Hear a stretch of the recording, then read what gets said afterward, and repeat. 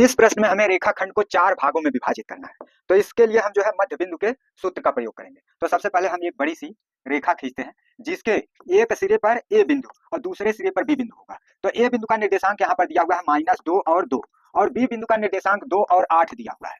अब इसके बाद हम इस रेखा को जो है आधे मध्य में जो है विभाजित करेंगे, 2 समान भागों में विभाजित करेंगे।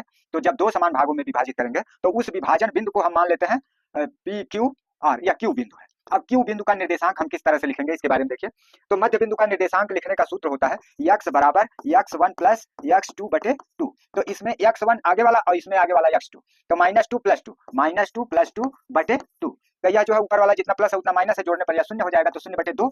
तो शून्य में जब हम 2 का भाग देते हैं तो शून्य आता है। तो इसका मतलब इसका मान जो है आगे वाले पॉइंट का मान शून्य हो गया। अब जो है हम y पॉइंट निकालते हैं, तो y बराबर होता है y पॉइंट के लिए होता है y1 प्लस y2 बटे 2 होता है। तो y1 इसके पीछे वाला मान होता है 2 और इसमें जो है 8। तो 2 प्लस 8 बटे 2, 8 तो 10, 10 बटे 2, 2 से भाग देंगे 10 में 5 आ गया। तो इसका मतलब इसका y वाला पॉइंट जो है 5 हो गया। अब इसी तरह से हम फिर जो है निकालेंगे इसका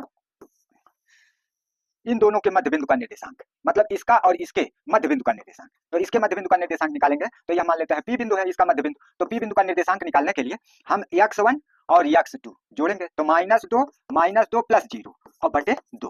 तो इसका मतलब शून्य को जोड़ेंगे तो -2 ही होगा बटे 2, 2 से भाग देंगे तो यह -1 आ जाएगा। इसका मतलब यह निर्देशांक जो है -1 हो गया। अब जो है पीछे वाला y का, तो इसको 2 और 5 जोड़ेंगे, y1 प्लस y2, तो 5 2 7। अब 7 बटे 2 लिखेंगे तो यहाँ हो जाएगा 7 बटे 2। इसी तरह से इसके मध्य बिंदु का निर्देशांक निकालेंगे, तो यहाँ P, यहाँ Q, यहाँ R मान लेते हैं। तो R का निर्देशांक निकालने के लिए देखिए किस तरह से, अब इसका मध्य बिंदु लेते हैं, तो यह x1 प्लस x2, तो 0 प्लस 2 बटे 2, तो 0 2 जोड़ेंगे 2 आएगा, 2 बटे 2 बराबर जो है 1 हो जाएगा। तो इसका मान जो है 1 हो गया। अब इसके बाद जो है हम इस y का मान निकालते हैं, तो y1 प्लस y2, तो 5 प्लस 8 बटे 2 लिखेंगे, तो 8 5 13, 13 बटे 2 हो गया। तो इसका मान जो है 13 बटे 2 प्राप्त हो गया। तो इस तरह से जो है यह रेखाखंड जो है 4 समान भागों में विभाजित हो गया। तो अब हम नीचे लिखेंगे, अतः विभाजन बिंदु का निर्देशांक, अतः अतः अतः रेखाखंड को 4 समान भागों में विभाजित करने वाले बिंदुओं का निर्देशांक